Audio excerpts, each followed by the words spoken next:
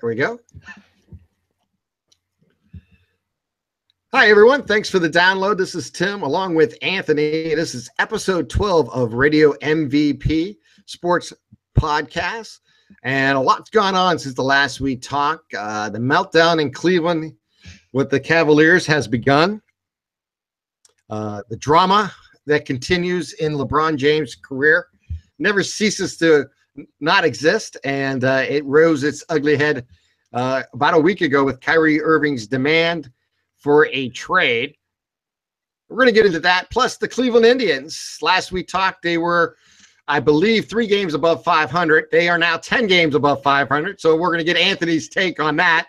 And we're going to have a lot of fun. We're going to talk about the trade deadline coming up and the latest rumor target of the Cleveland Indians in the trade talks in Major League Baseball. So first and foremost, from Canfield, Ohio, let me bring in my good friend, Anthony Kepley. How you doing, Anthony? Boy, I'm doing a lot better than I was last week at this time after a collapse in San Francisco and me waving my white towel. I'm doing a lot better now. A 7-game win streak will brighten the spirits up. As you can tell on my Facebook page, I have officially started the magic number countdown. As I was asked by a female yesterday, she said, "What the hell are you talking about?" And I said, "It's magic number. It's time to get serious now." There you go. So, it is. Hey, so we'll touch on that in a little bit. We will. We're getting a lot of good stuff to get into. Let's start with the Cavs real quick. I've been talking to a lot of different people about this in the last week since it came out. And obviously the news is Kyrie Irving has asked the Cavaliers for a trade. His reasoning behind it is that he believes that he should be the focus point of the basketball team. He wants to be the number 1 player on the team instead of sharing the limelight with LeBron James. This is a scenario that we see in sports today more than we've seen in the past. Especially in basketball. Basketball is a lot, and we've mentioned this before, it's a players' league. First and foremost, the players do have more leverage and control over their contracts and where they play and how, and what coaches they play for and stuff like that. We've seen it bore out more than once, especially in the last 3 years since the return of LeBron James to Cleveland. And I don't understand how a player would give up the opportunity to play for a championship for his own needs of ego. Now, with that in mind, I will say this. He's 25 years old. We've all been, I've been 25 years old before, and I remember the egos that we all have. Now, also, you got to remember that Kyrie Irving has one of the probably names going right now in the NBA. That's not, either LeBron James or a member of the Warriors. And his shoe for the Nike is one of the top selling shoes on the market. And his brand with Uncle Drew is huge. And it has been part of his coming out, and in a sense, as a major star in the NBA. And I think all that has to do with this trade demand more than just a basketball thing where he wants the ball in his hands more, because when you look at the stats this past year, he led the team in scoring. He took more shots than LeBron James. The difference is what you have here with Irving is a player who likes to create and have the ball in his hand. And that's the exact same thing you have in LeBron James. Now, LeBron James is a point forward, if you want to say, in basketball terms. He can run the point. You can run the offense through him, starting each play. And obviously, a point guard is traditionally that guy. And that may have something to do with this need. I don't understand the need to want to leave a championship caliber team that has a chance to get back to the NBA Finals for the 4th straight season And quite honest with you, if you look at the Cavaliers' run in the last 3 years, the first year, if Irving was healthy, they have an excellent shot at defeating the Warriors in that 6-game series where the Warriors won the first time around. The Cavaliers did some unprecedented in the second meeting of the two, coming back from a 3-1 deficit. You can't do that without Irving. He's, goes down in Cleveland, in my opinion, as the most clutch player that any sport has had, because he was able to hit that 3 to win the game at the end of the ball game there for the Cavaliers in Game 7. That step back 3 will go down in history. That broke the 54-year drought in sports. And, it's amazing when you think about everything that's going on. So I honestly flabbergasted by it. But in the same vein, if this is actual fact, and I believe it is, I truly do, I think the Cavaliers have no choice but trade him, because I don't think you can go into the season without mending fences completely and moving forward. The goal is to win a championship. I don't care with or without him. Obviously, that doesn't change. The team chemistry changes without him. The big three is no longer the big three. And that's a big problem for the Cavaliers. And Corey Altman, congratulations. You're the new GM. And look what you get to deal with right off the bat. Welcome to LeBron land. And LeBron land is drama land. And this drama has been brought to you by Kyrie Irving. But yeah, if all the instances seems to be true, I think you have to find a way to move them. Away, I thought maybe when it first came out, it was probably almost a done deal, but it was just reporting on the circumstances that brought it to the light. And I honestly do believe the Cavaliers really are under the gun in the sense that they're going to have to move him, because I don't think LeBron James will want to have a player that he can't count on, or a player that he believes in any longer, as his number one running mate. It's just, I don't think that can happen. Yeah, it really is unfortunate that everywhere LeBron goes every year, there's some kind of drama that he doesn't necessarily do something to bring upon himself. I mean, it's just, I almost feel bad for the guy. I know when you're the best player in the NBA and a mega superstar on the basketball floor and in the business community, that drama's going to find you. But I mean, I just feel bad for the guy, because he doesn't, he didn't do anything to deserve this. He made Kyrie Irving coming out of Duke and being drafted by Cleveland #1 was already a very special player. And I watched that firsthand in 11 games of Duke. The kid was special. And the kid was pretty good pre-LeBron James in Cleveland. But when LeBron came back to Cleveland, Irving went from here to here. And like you said, outside of maybe Golden State, once a player gets his taste of success for a couple years in stardom, and I think the shot last year that you mentioned elevated it, Irving wants to be the number one guy.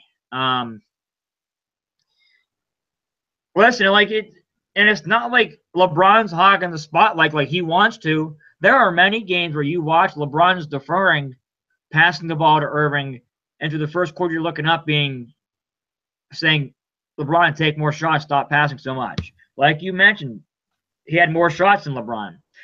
I can understand why he wants to leave, in the sense that, he doesn't, now in his career, being elevated to a superstar, so to speak, he doesn't want to be second fiddle. No superstar does. And I think, honestly, I don't know if this is the case. I'm only speculating. But if the Cavaliers didn't win last year, I'm not sure Irving's coming out this year saying, I want to trade. I think once he got the title, it's more of, okay, well, I won my title. Now I want to go get me and see how far I can elevate myself. I do agree with you. I think Cleveland has to trade Kyrie. It may not be Altman's first decision because, contract stuff. If you keep him so long, you can, I don't know all the ins and outs of his contract and his deal and all that, but like you said, LeBron James, every year since he came to this league, has had one mission. It's not be the highest scorer, it's not be the most assist guy, it's win a championship.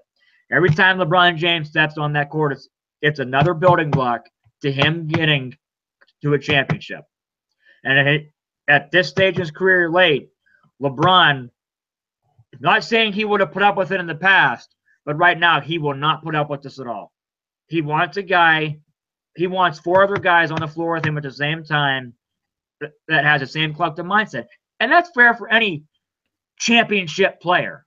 Peyton Manning, John Elway, Joe Montana, Derek Jeter, all the superstars, all the championship players want guys on the same field going to battle with them that they know they're in it for the championship and not just a team. And I agree with you that if you keep LeBron or if you keep Kyrie on this team this year, it's going to shatter any chemistry they do have left, if there is any left. And you could have a pretty interesting summer, drama-wise, go into an absolute dumpster fire and be just a huge mess. And you don't want that hanging over your heads when you're trying to win basketball games. So they have, roughly 3 or 4 months to trade Kyrie, and I don't think it's going to take very long to get suitors lined up, as Irving's already possibly named some teams he'd like to go to. And we'll see what the Cavs decide to do. But I agree with you. I do think they have to trade him before the season begins. And I do think, and if I'm Altman, I'm going LeBron James saying, and I'm not saying LeBron, where are you sending him? Because at the end of the day, that's Dale Gilbert and Altman's decision. But this is foreseeably might be your last year. I'm not saying LeBron's going to leave. I think that speculation is too soon. Could he leave? Yes. But I think there's a greater chance of him staying.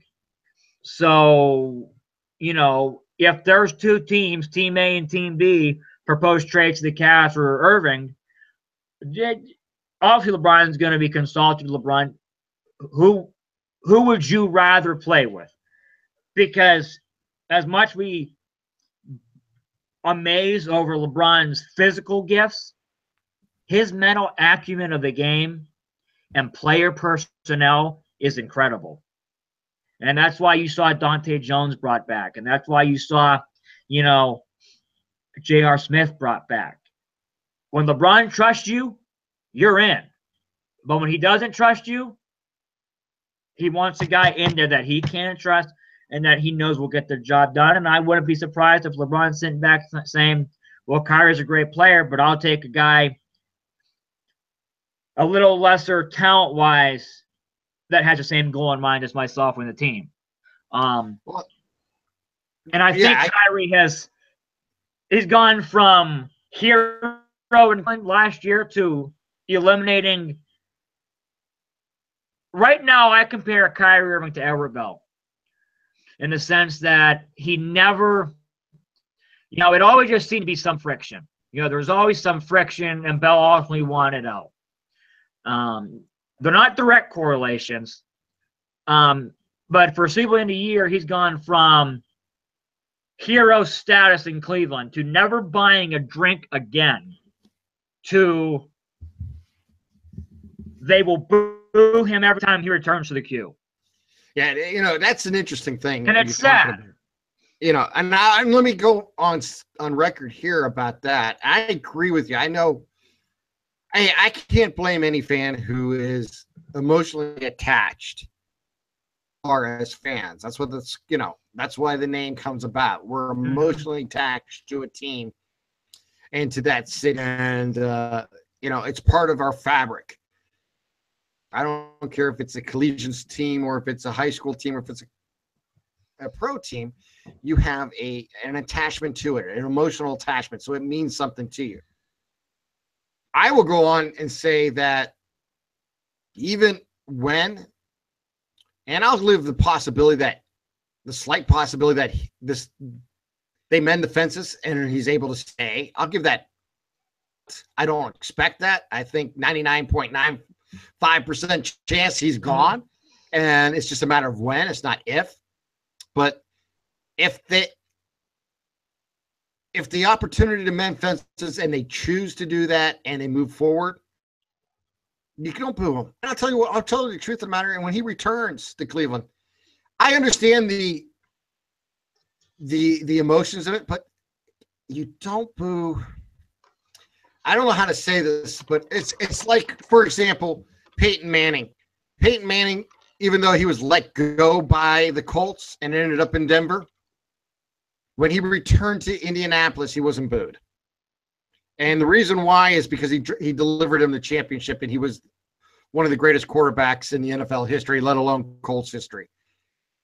Even though Irving has not has that big of a track record as like a Peyton Manning,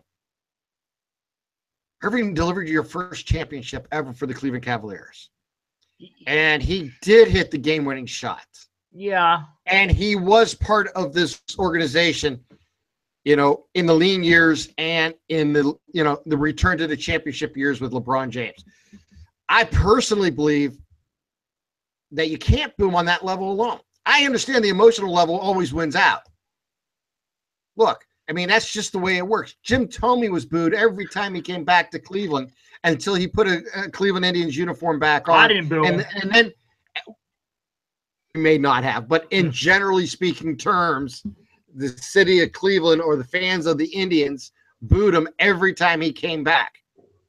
And that's just the way it is in sports.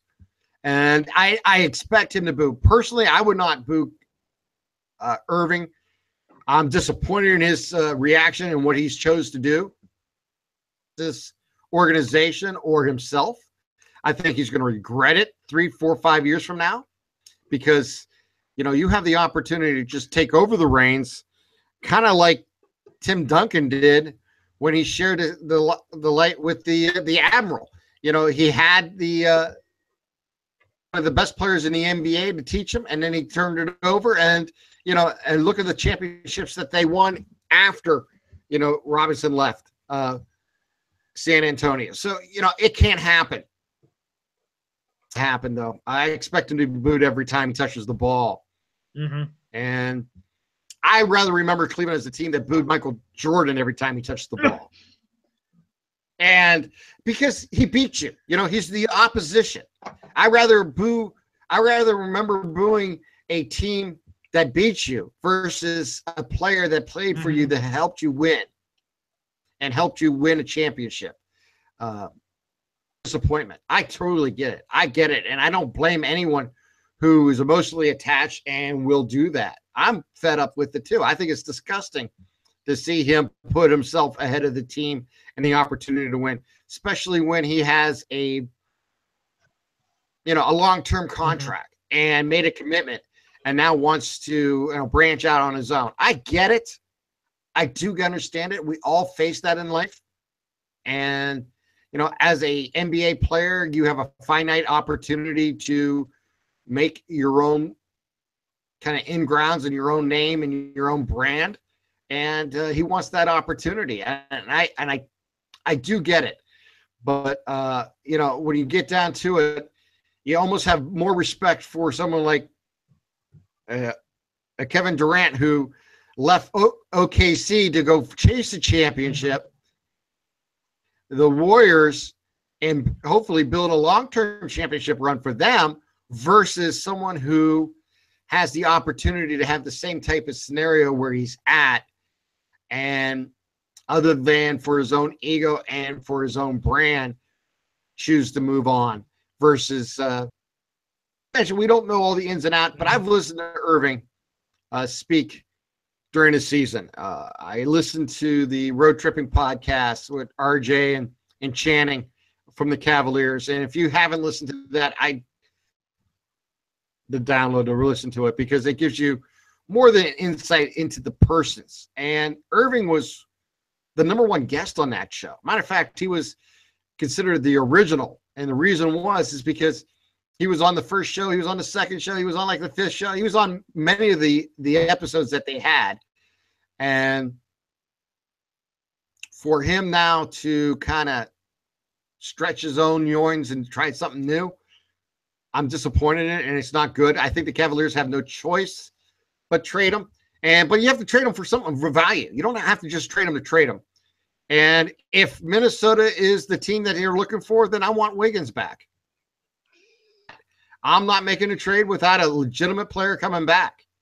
And, it's not just first-round draft picks I want.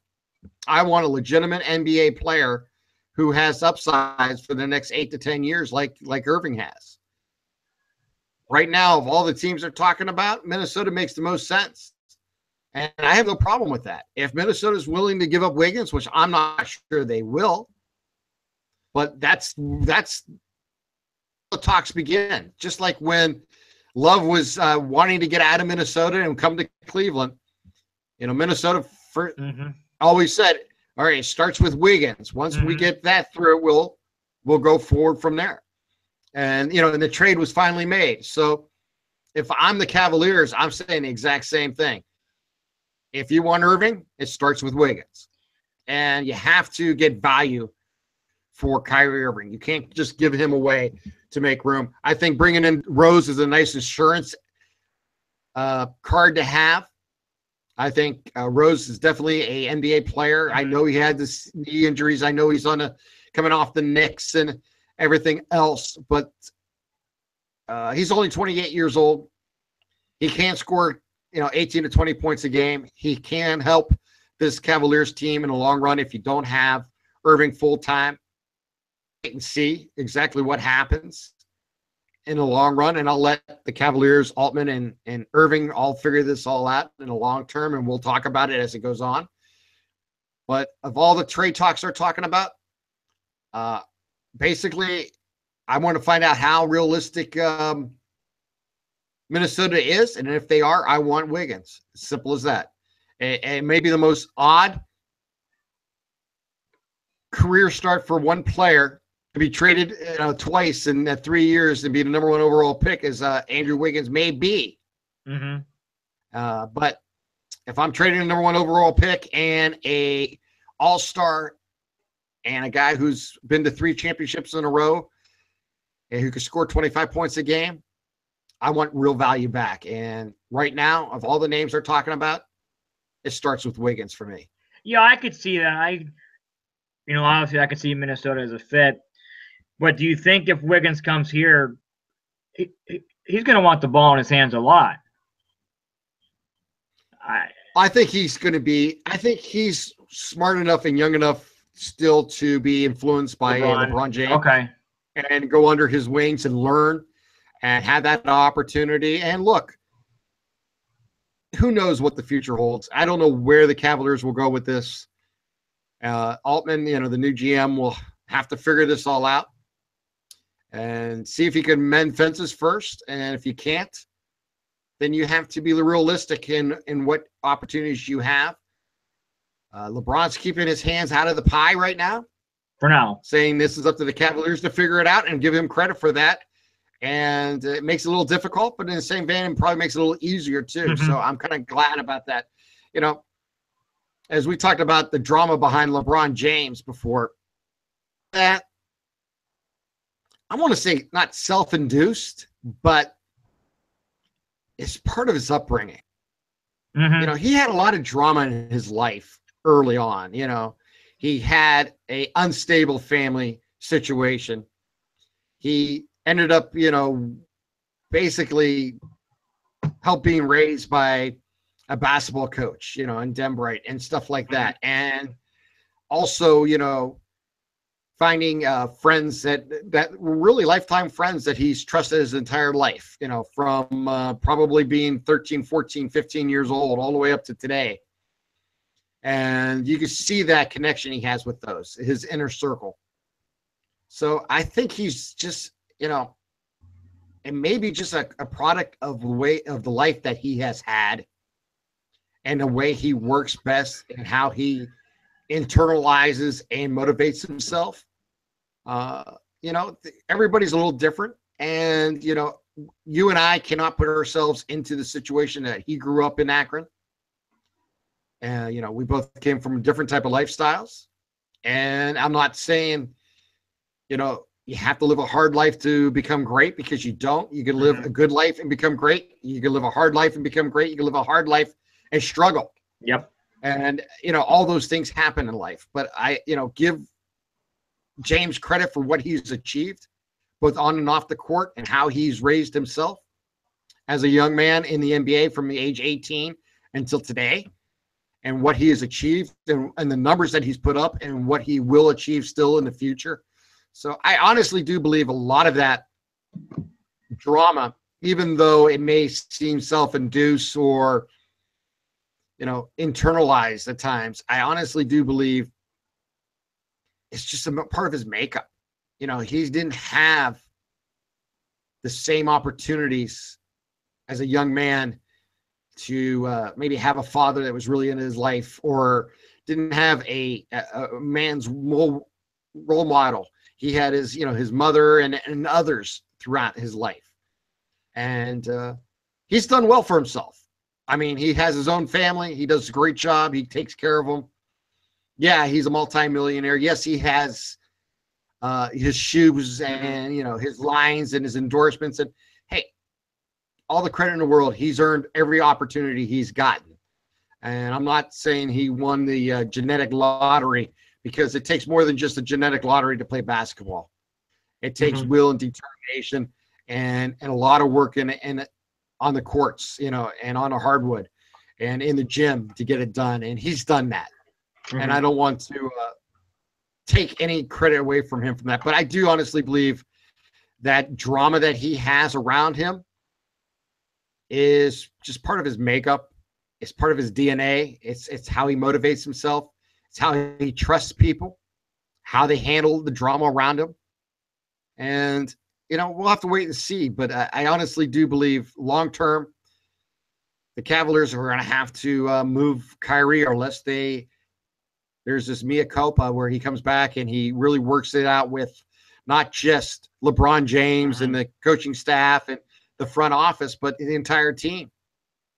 Because I think they will bring him back. I think his teammates would bring him back open arms.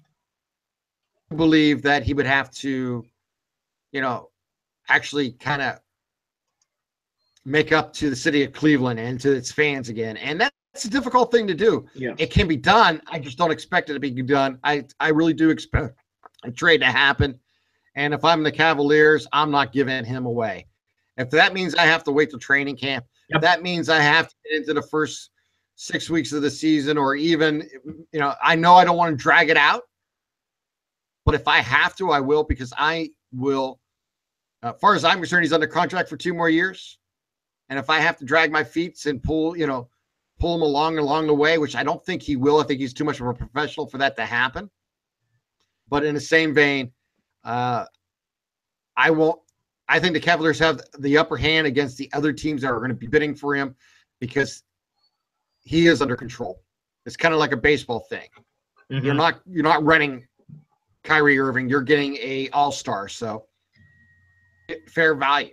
It's up to the Cavaliers to get that value. And like I said, my value starts high, and my value starts in Minnesota with Wiggins.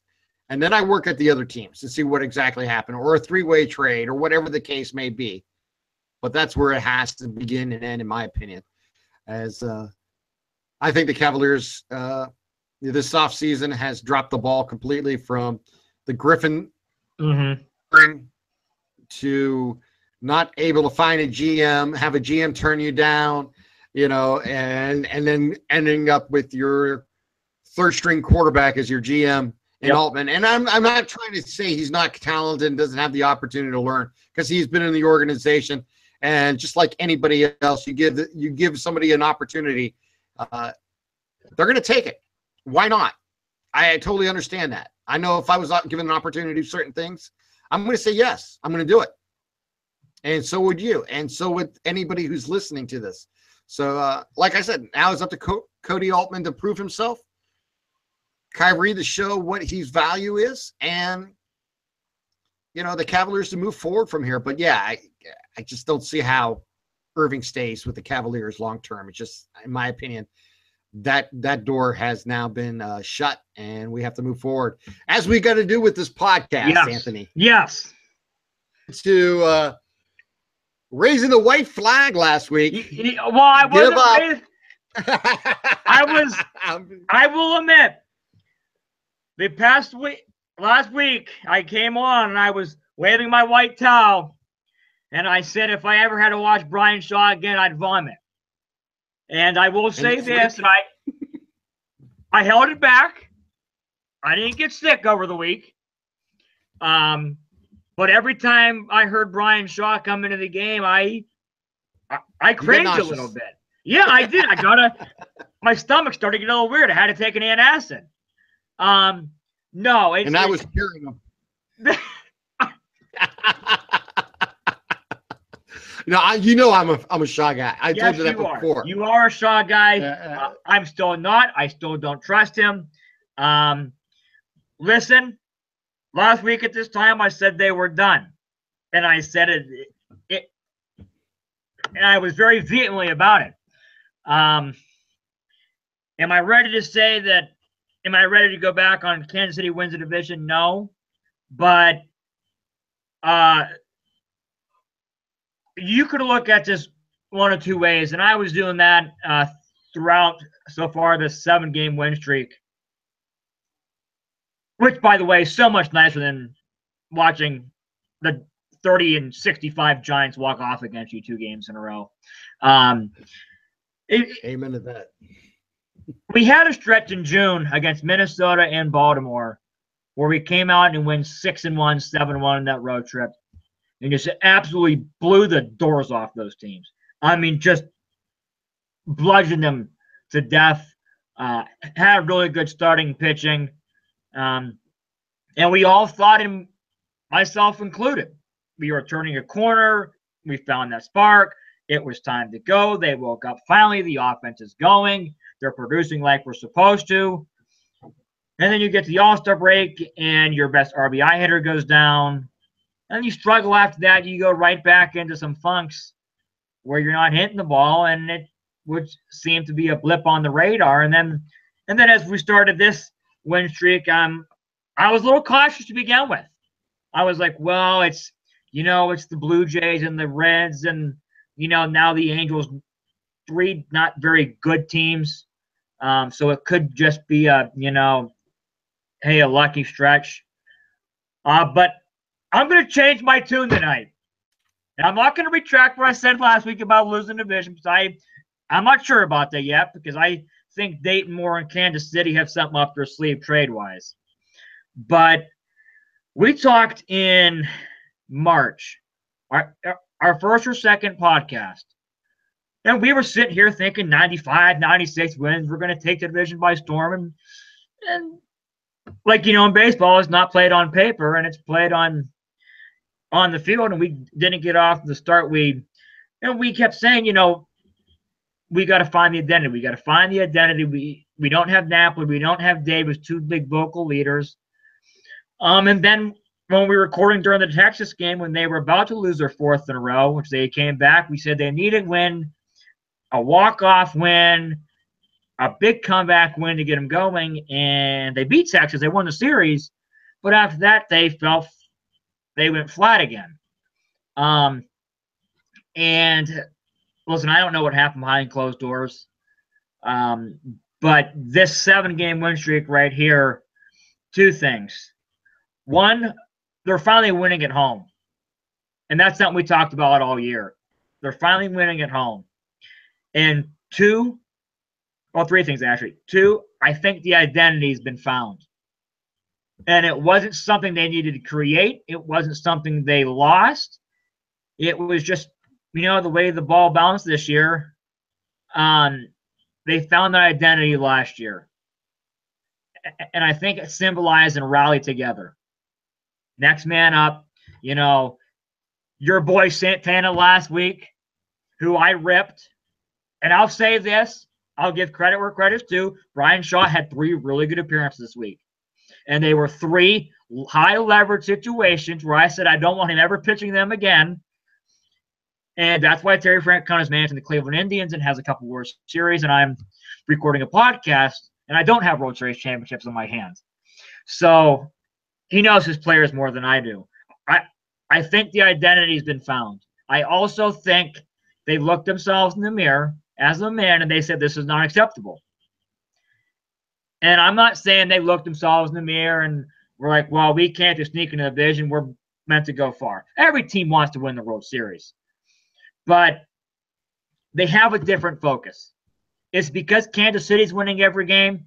Heck, if that's what it takes for this team to keep focused, I hope Kansas City goes on a 40-game win streak. Because I touched on this in April and May when we were just treading water and like we're stuck in quicksand, like we couldn't get going. When the division is not taken off and you're chasing teams like Minnesota and at that time the struggling Royals, your focus is not there. It's human nature. I'm not making an excuse because it's unacceptable.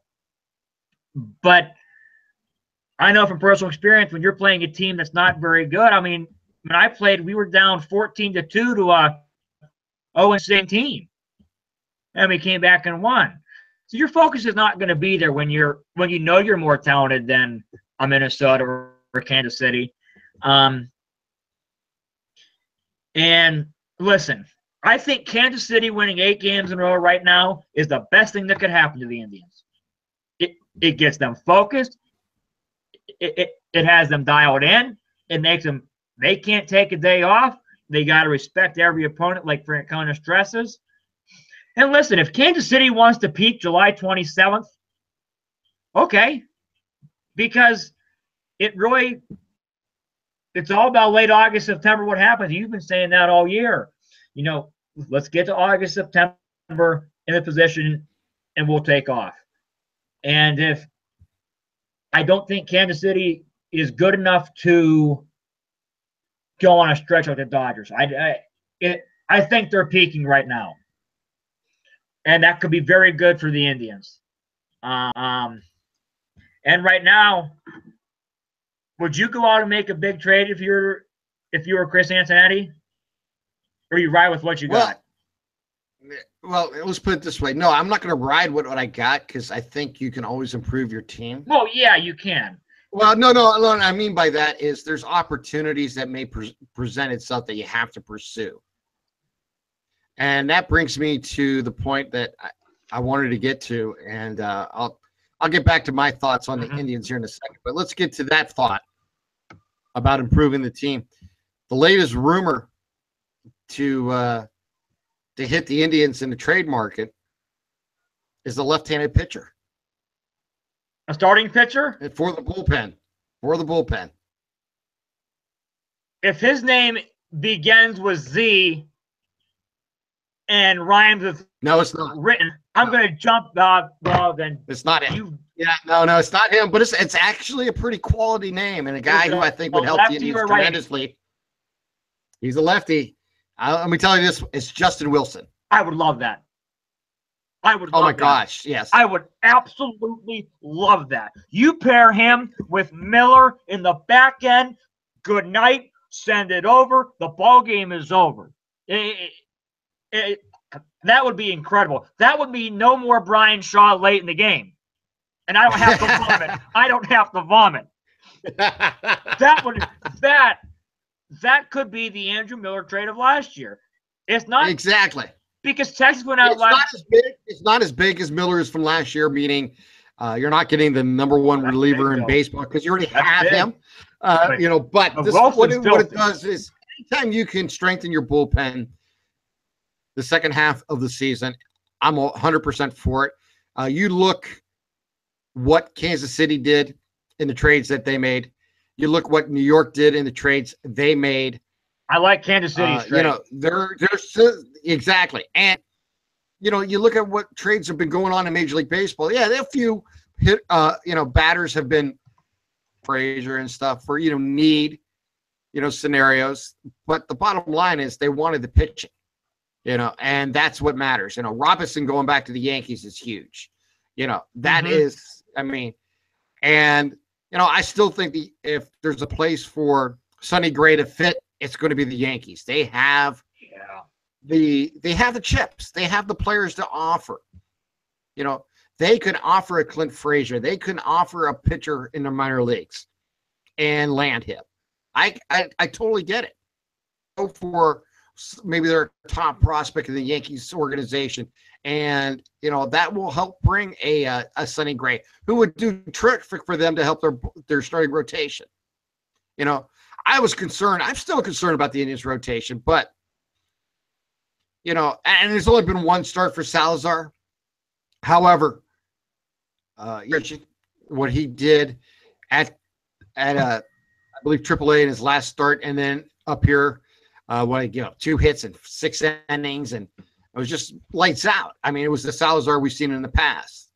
I mean, I'm not ready to hand him over and say, here we go, we got our number 3 starter, but it really strengthens your rotation tremendously to have a pitcher who can go deep into a ball game right now and save your bullpen.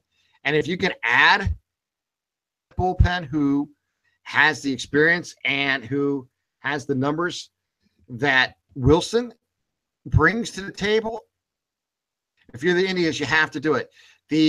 Now, one of the things that are going on with the Tigers, and this is going to be interesting to see how they tie this in, if they do it with Justin Wilson or not, is the Tigers have been basically saying to all the teams that have acquired about their players is, yes, he's available, but you also must take such and such with that. They want to obviously dump some of their contracts.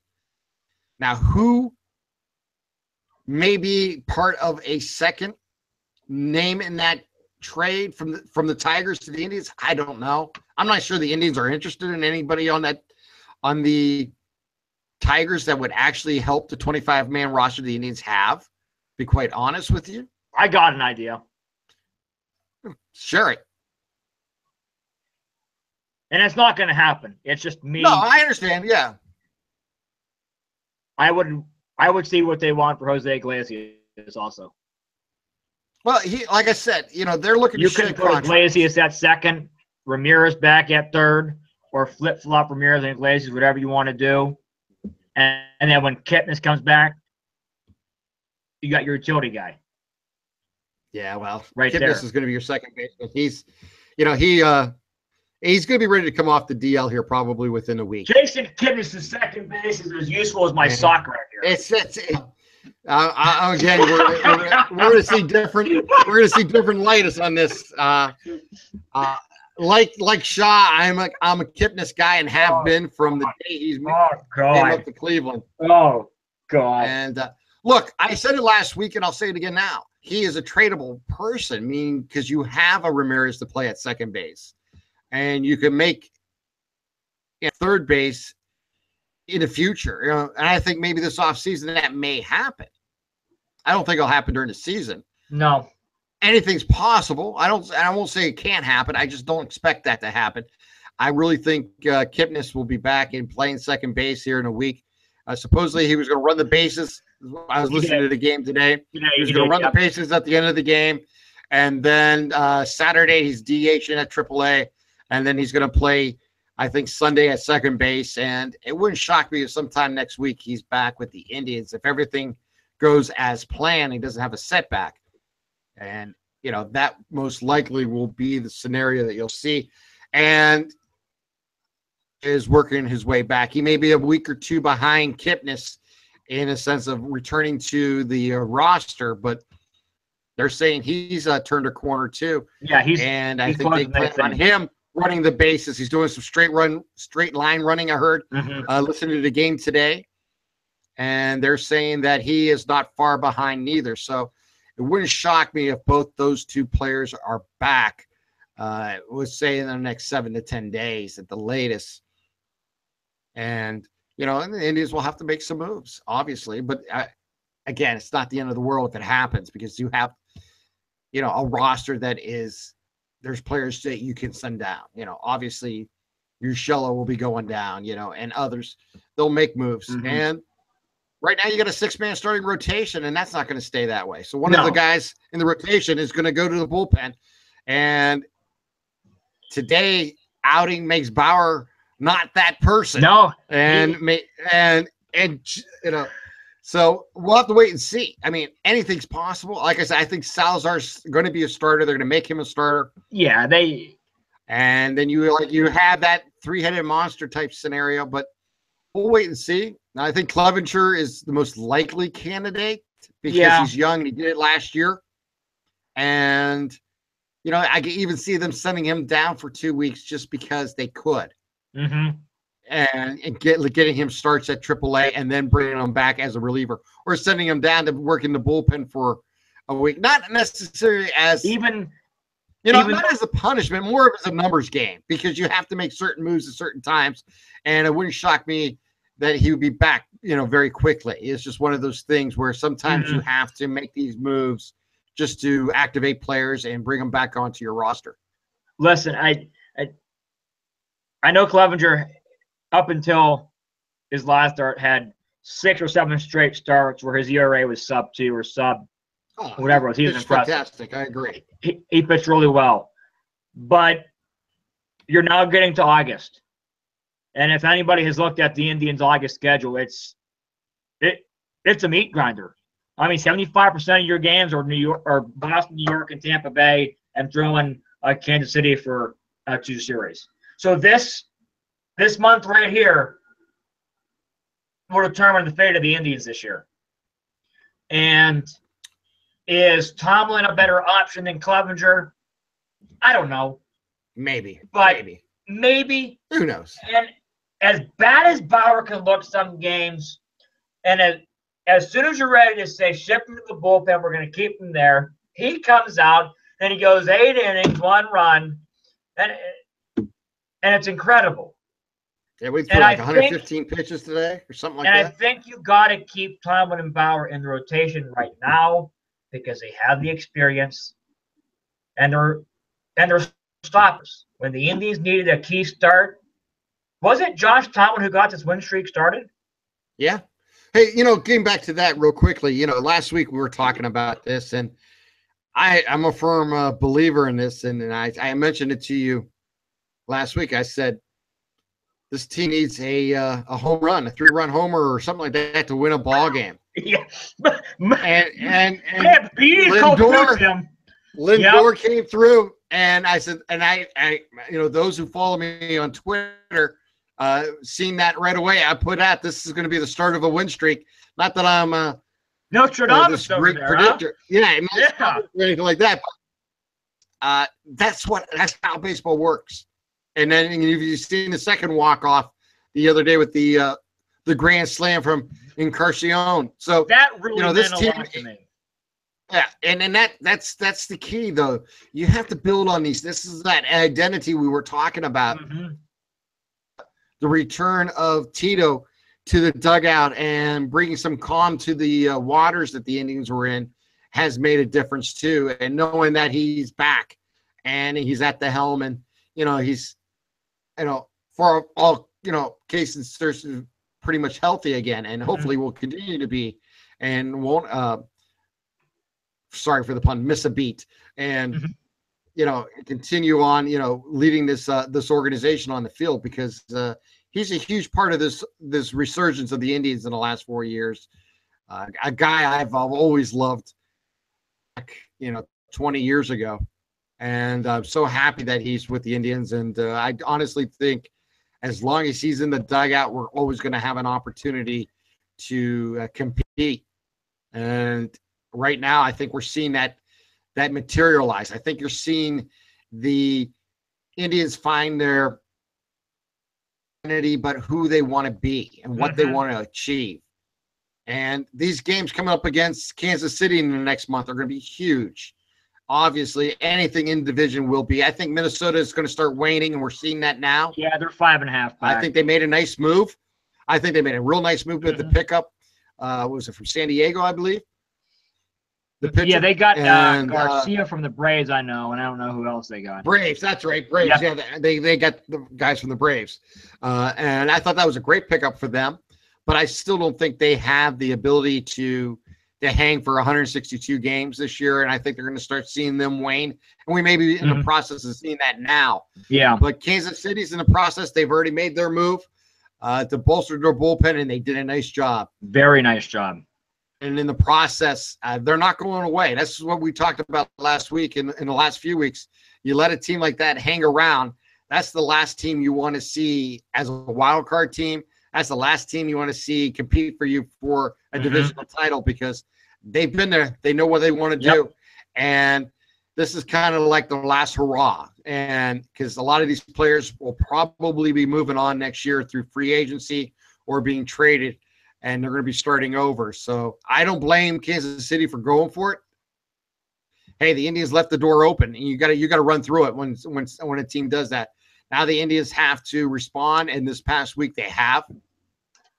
And I think this win streak has to continue, not in the sense of 13, 14, 15 in a row. What I'm talking about is you continue to win series. You win, you have 7 games in a week. You win 5. This weekend series is a must win. You got to take care of Chicago. Yeah. Oh, absolutely. Any divisional game, and especially Chicago, who already made their decision to sell. And they've made even more trades in the last 24 hours. I mean, they just keep trading every player they had away. And that's what you do, though. They're making the correct decision. They got a lot of young talent coming their way, and they're going to have an opportunity to compete here in the next 2 or 3 seasons when that talent bring in some veterans in the future. I mean, the White Sox absolutely made the correct move, and I give them a lot of credit for what they have done. And I think Minnesota wanted to go that direction, and in the process, because the Indians left the door open, and they responded that they had to make the move they did for the pitcher. So it makes total sense. And it's like the Yankees. The Yankees were supposed to be a year away. The Yankees now have this opportunity. They have all these young blue chippers in their organization. You see them coming up, and they made some really great trades last year with the Cubs and the Indians. They acquired a lot of talent, and they're going to have an opportunity here to acquire more talent, because I really think they're going to get they're not done. I honestly think if they can believe it or not, add another arm to that bullpen, which is outrageous right now, they'll do it. And I honestly do believe that they're the best team to land Sonny Gray. I've been saying it. They just have they got too many chips, and that they have to make this move for their future too. So it's a combination. You got to find best fit. And I honestly do believe the Yankees are best fit for Sonny Gray. I think the Indians landing spot for him. I just don't think the Indians in the long term decided that they have enough pitching on the starting rotation to get through the season. And if they can add an arm to the bullpen, and let's say it is Wilson, that would make a huge difference in the stretch runs. And they need to make a move like that. Now, look, they may bring in a Brian Geyer type move, someone you didn't think about, you never really knew about, but was make a big contribution either off the bench or as a spot starter type scenario because of injuries. I mean, that move may happen, just like last year with Geyer. And what a nice move that was, with Tampa Bay to pick him up. So it wouldn't shock me if it's a middle infielder or if it's an outfielder that they think is just too good of a stick, and it doesn't have to happen deadline. It could happen in August. I think you're going to see more bats move in August, and then you see the pitchers move right now. This trading deadline coming up here in a few days. Yeah.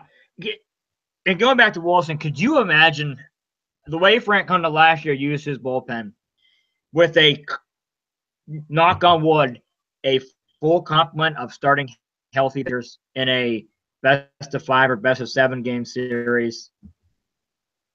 You're telling your starter and your offense, get us the lead through 5 1/3, and then you turn it over to Miller, Wilson, Allen, and Shaw can come in here and there because Tito will use them.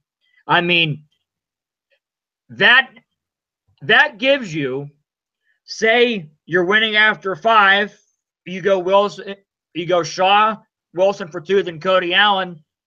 By the way, you didn't use Andrew Miller. He's rested for the second game, and you throw him for – it is the possibilities of that are endless, and that would take a lot of pressure off the starters, because when the postseason comes, it ramps up, and I think it would benefit Salazar the most. All he knows in the back of his mind, go out and throw 5 really good innings, because as a third starter in the playoffs, that's all you got to do. And if the Indians would have had that last year, they got a big ass ring on their finger. Oh, I don't disagree. You know, the Indians right now, look, if they can strengthen the bullpen, and if it's Wilson, that would be a huge, huge addition to this team. Oh, man. And hey, look, and if I had Francona in the dugout handling the bullpen, I'd feel even better about it. So, you know, look at it that way. Hey, I think what do we? I want to touch on 2 things. Yeah, I want to touch on 2 points. The job Zach McAllister did this week, incredible. He used to be a guy where it would be, he's going to be a one-pitch pitcher, and it's going to be right down Broadway. And he's gotten away from being a one-pitch pitcher. He's starting to use his off-speed stuff more. But a couple nights ago, he came in a high-leverage situation, and he threw 13 straight pitches, 13 all above 95, but he was locating them. Up, down, inside, out. I mean, it was pain in the corners. And that's really good to see, because like you never know in the playoffs in October, you might need a bullpen game. And Shaw, you got me saying his blessed name. Otero and McAllister, you know, those are guys that have been through the fire. And Danny Otero this week got some big outs against Pujols, bases loaded. I mean, that was big time. Now are flexing their muscle, not only starting wise, offensively, and bullpen wise. And I talked about at the beginning of the year where Encarnacion hit a home run and he'd be happy, but not show a lot of emotion. If you see the highlight again from the home plate angle, looking down the third baseline, watch Lindor celebration with. That was fun. That there is a team that knows we're really good if we play the game the right way. And I tell you what, I don't know what to say about this kid, but Bradley Zimmer is just absolutely incredible. And I get he's very talented. And he's going to have peaks and valleys. Last week he had a down weekend. You know, a couple of days ago in the 7-run lead we blew, he had a play that, yeah, you probably want to take it on top, but you're a rookie. And it's easy for a rookie, like we saw last year with Nate, when he makes the bad play, to hang his head and it starts unraveling for there. But how many hits this homestand did he have in the clutch? I mean, this team has struggled all year with runners in scoring position, all year in clutch situations, and you got a rookie who makes beautiful adjustments coming through in the clutch. Another thing I want to touch on, Phil, before I let you take over. The Indians last year from the 7th inning on were dominant. And they're starting to become that dominant team again from the 7th inning on. Winning games. Listen, it doesn't always need to take a walk-off. Winning in the 7th, Miller and Allen. Winning in the 8th, and we're starting to see that. You should win this series this week, and I'm not saying you're going to sweep and win 10 in a row, but boy, that'd be nice. But if you could take 2 or 3 going to Boston, you're making me feel a whole lot better. You're making me feel a whole lot better on the beach next week, knowing that I don't really have to be glued by my phone, and I could come back at night and feel okay about this team. Because, I mean, last week I didn't feel good about this team at all. They were lost. They were treading water. They looked dead in the water. But you know, it's like last year's team. Whenever they looked dead in the water in the regular season or the postseason, they just flipped that switch, and it going to go on a Dodger tear right now. But they're finally playing like a team that we all thought they could be like. And And I said all year to people that I know, I said, this team's not fun to watch. They weren't fun to watch. They weren't getting guys on. They weren't getting them over. They weren't getting them in. But now they're fun. And you can see they're all having fun together. And everybody is producing, including Tim's favorite player, his most valuable first baseman, Carlos Santana, who I think after this podcast, Tim might send his weekly paycheck to Dolan to say, resign this guy. Because that's where my check's going to. I guess I got to get on these players more often. When I get on them, they come through, don't they? My cousin said, if I complain, last year in the postseason, I complained about Kipnis every at-bat. I didn't like him. Every time I complained, he produced. Tim, if it takes you bitching about, excuse my language, about Santana and me ripping Brian Shaw for this team to win, by golly, I will do it every night if I have to. Well, get on that bandwagon. Get on that let's start complaining. Let's start ripping these guys. You know what? I want to get this to, and I want to get off my chest, and I'm fired up right now. And you got me going for a vacation. Damn you, Tim. But I'm sick and tired of the notation that if you're a fan, you can't criticize your team. You and I watch or listen or track this team every single night or day. Last night, we're watching until wee hours in the morning. We're coming back at noon for a nooner. And you and I are there every day. You and I, whether it's right or wrong, misplaced or well-placed, we have a right to criticize. But I don't want to focus on the negatives. We're 55-45. We've won 7 in a row. We won all 7 at home. We're rolling now. We're 2 games up in the division. To the girl that asked about what my Facebook status means, it means we're 61 games away from another October to remember. That would be back-to-back playoff appearances at the best corner in baseball for the first time since 2001. Sounds good to me. Ago.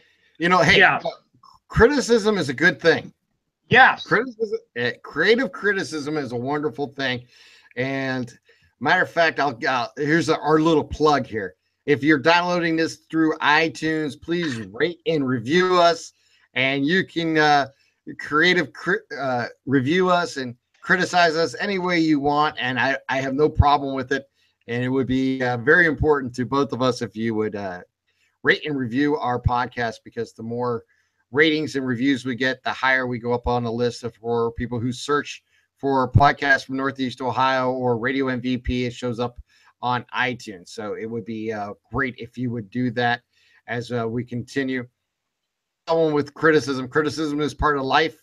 And as long as it's creative and it's correct, I have no problem with it. When it's unfair criticism, that's where I draw the line on anything. And but no, I think you learn most from criticism. And I tell you what, my criticism of Santana still stays the same. I'm thrilled that he's bounced back this week and has found a little power streak and has hit the gaps and has got on base. Mm-hmm. The Indians need that bat. The Indians absolutely need that bat. And that without that bat, they're going to be struggling again. So it's very important. Kirstian has been a nice addition this year, and what he is going again. Going. You can see when the temperature rises, his bat rises too. And it's kind of fun to see. And Michael Brantley looks really good. Yeah, and I say this before, when players are injured, you don't see the full player. When they're not injured, you do. And we've seen both Chisenhall and Kipnis go through ups and downs with injuries in their careers with the Indians. And when they've been both healthy, they've both been very productive for the Indians offensively. And I definitely know if you have Kipnis at second and Ramirez at third, you're a better team than just Ramirez at second and Ushella or Gonzalez or whoever else you may put at third base, because it just doesn't work. So you need Kipnis back this year, a healthy Kipnis who can produce in the lineup and get on base, steal some bases when opportunities arise, and be an RBI bat that we know he can be, a guy he can. I mean, obviously this year he won't drive in 80 runs because he just won't get the at-bats, but he's capable of that, and he's done it in the past. And the occasional home run would be a very important part of this team. And, hey, Boston. Maybe we get another late inning home run and continue the streak going. And it's going to be important. Maybe that monster will become a little kitten this weekend for the Indians. Maybe they'll play a little bounce ball off of it. You know, anything's possible. Right. And keep that mojo rolling. Anytime you're playing other first place teams, it's important to demonstrate what you can do and to be authoritative. And I think the Indians need to do that this weekend in Boston. And like you said, they got New York coming up. They got Kansas City. They got all big games the rest of the way through. Tampa Bay too. And it doesn't matter who you're playing. They're all big from this point on. Yep.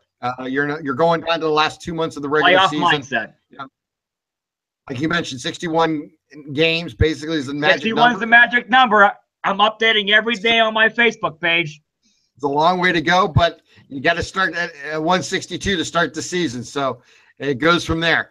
So, hey, Anthony, it's been great. We'll get more into it. Hey, just to let you know, I think, we're 29 days away from football season. Yeah, we're getting going. Football is right around the corner. I know last week I was more eager for that to start. But there's nothing a 7-game win streak can't fix to calm the football craze. But yeah, we're less than a month away. We are less than a month. I know.